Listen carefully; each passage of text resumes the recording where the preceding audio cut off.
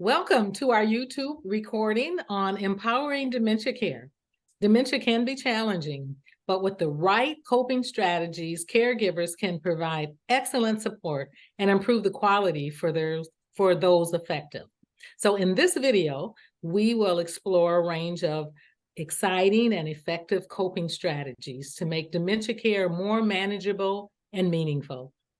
And we talked about the coping strategies that we used last week in our last segment, and some of it had to do with education and awareness. Do we know what dementia and memory loss is? What it means not only for the loved one that we're caring for, but for us as caregivers. How do we get through this journey? Effective communication was key. How to communicate with them. Routine and structure is always a plus when caring for someone with memory loss. There's certain times that you get up. What are you going to do to help them get ready for the day? What breakfast is going to be like? What activities are we going to do? Whether it is playing cards or going for a walk or going for a ride. What does meal look like? And then even at dinner time and then bedtime, there's certain routines that they know, they recognize. Even with memory loss, there's certain things that they will help you get through that. Safety measures in the home is also key to coping. What do we do to make our environment safe, them safe, and to keep ourselves safe too? And this allows us to continue the work. Respite. Respite is huge, and we're going to be able to touch on this in detail at some point about what it means to step away, to be connected outside, and then come back to them so that we can be connected with them. A healthy lifestyle, taking care of ourselves before we can carry on this journey of caring for loved ones with memory loss.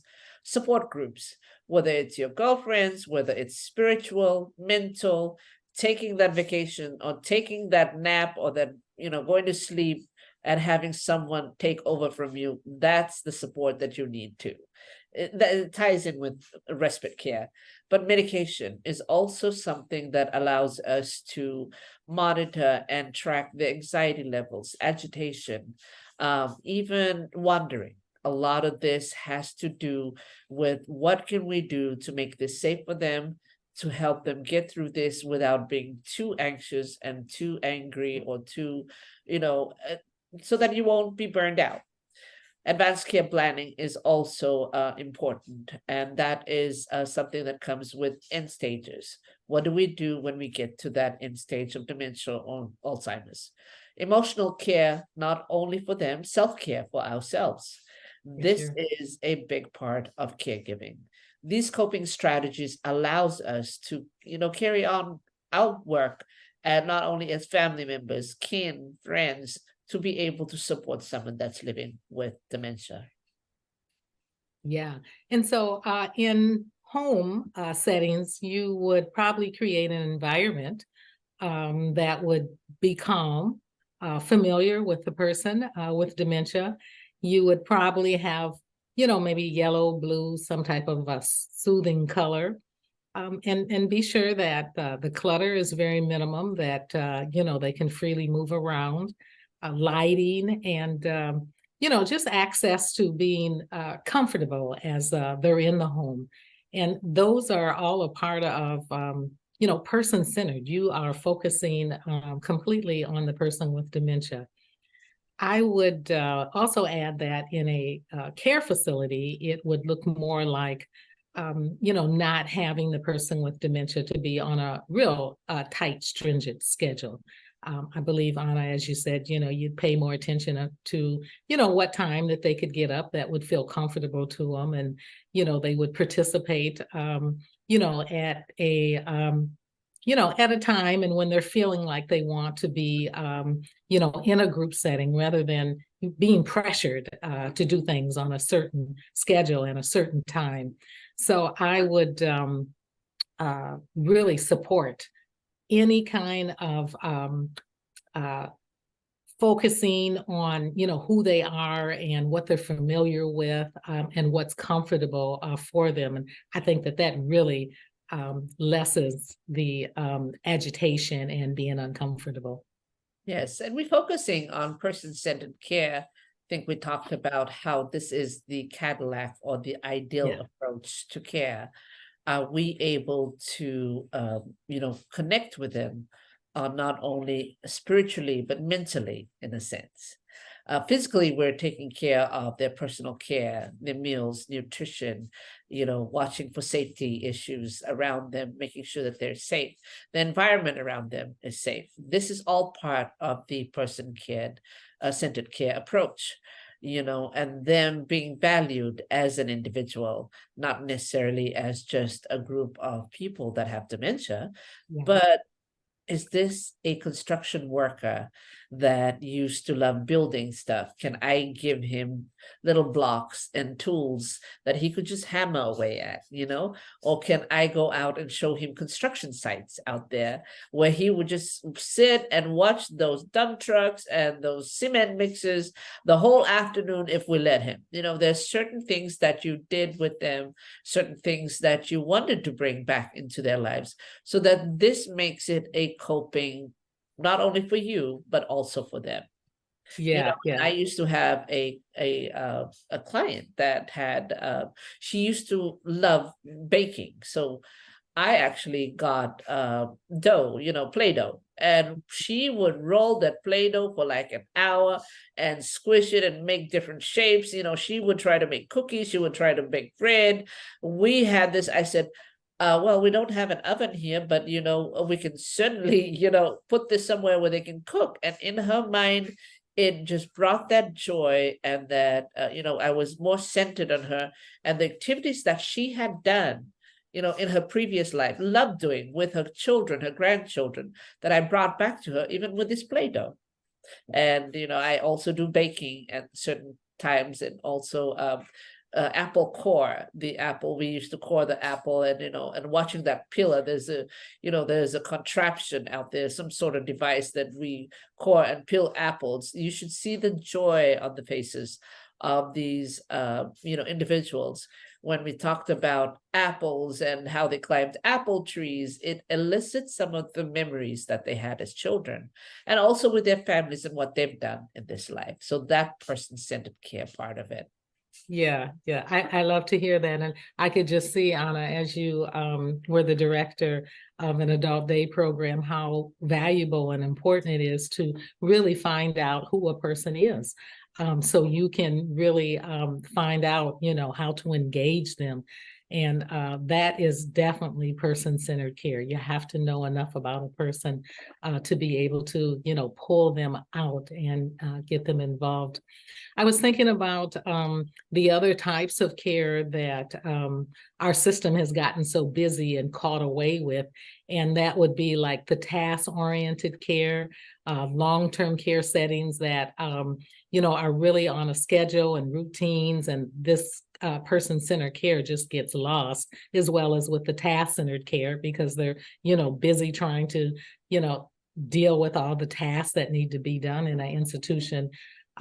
Resource limited care, there's just not enough public health workers to be able to, engage in the personal centered care. And so I would guess how we've come into more dementia care facilities where this person-centered care is just the Cadillac. How else would you work with someone if you're not focusing on who they are? And even as we segue into, we talk about the facility. Yes. These three approaches also within the home setting, one-on-one with our loved ones, is also huge. Task-oriented care. We're busy, taking them to the doctors, picking up medication, cleaning the house, taking, the laundry. There's laundry every day. That task-oriented care is also found in the home setting. Have we actually able to parcel that away, or set that aside? It's a huge part of caring for someone, but can we be able to also focus on the person?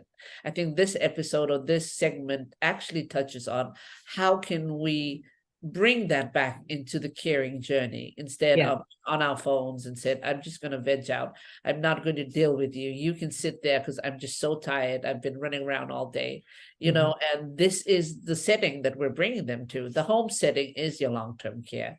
resources are limited. Of course, we talk about finances, your access to respite care, your access to having someone sit in to stay with you and to give you a break.